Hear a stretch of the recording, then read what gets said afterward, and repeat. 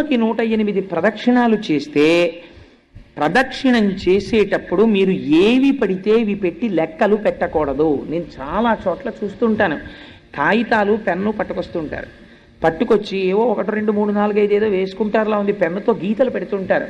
శాస్త్రము నిషేధించింది, అలా చేయకూడదు. బాగా గుర్తుపెట్టుకోండి, ప్రస్తావన వచ్చింది కాబట్టి చెప్తున్నాను. మిరియముతో లెక్క పెట్టకూడదు. తెలియక మిరియం గింజలు ఇలాంటివి తెచ్చి లెక్కలు పెడుతుంటారు, ఎప్పుడూ వాడకూడదు.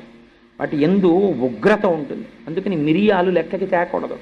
మీరు ఎప్పుడైనా అంకెతో ప్రదక్షిణం నైమిత్తికంలో చేస్తే, నా సొంతంగా చెప్పట్లేదు, పరాశర సంహిత చెప్పింది.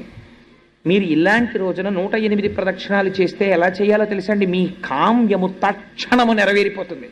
ఇలాంటి రోజులు చేస్తే స్నానం చేసి మీరు సంధ్యావందనం ఇంటి దగ్గర చేసుకుని, నేను ప్రదక్షిణాలు చెయ్యడానికి వస్తున్నానని మీరు స్వామికి విజ్ఞాపన